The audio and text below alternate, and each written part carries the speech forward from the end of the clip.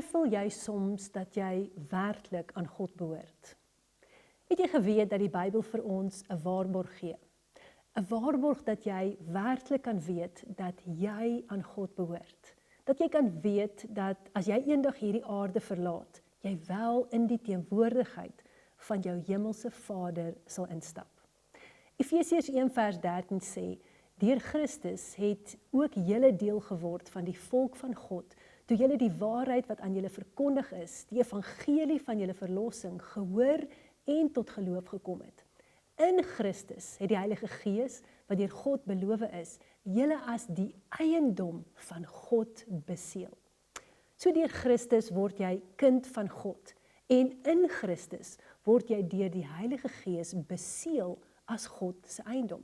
Nou die Grieks vir hierdie woord beseël, of ander vertalings praat van verseël, beteken letterlik stempel van sekuriteit.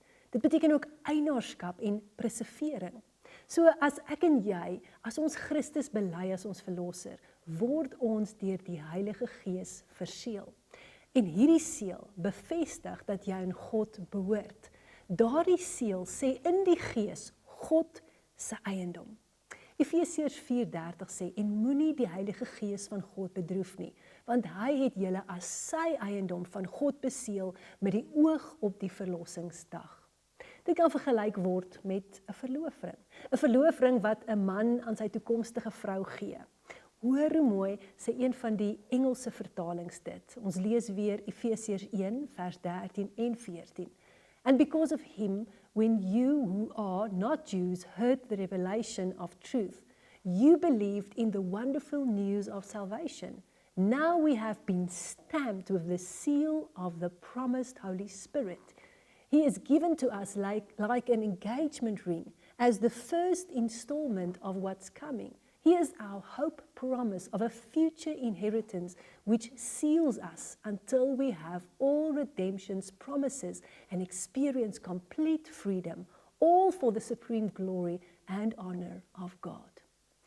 Die Heilige Gees in jou is die seël. Hy is die hoop, hy is die waarborg dat jy God se eiendom is, dat jy erfgenaam gaan wees van alles wat hy beloof het, wat in die ewigheid gaan kom.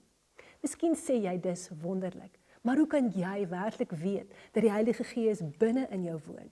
Daar's 'n wonderlike skrif in 1 Korintiërs 12 vers 3. Dit sê die volgende: Daarom wil ek nou hê, julle moet weet, dat iemand wat sê, vervloek is Jesus, definitief nie onder die invloed van die Gees van God praat nie.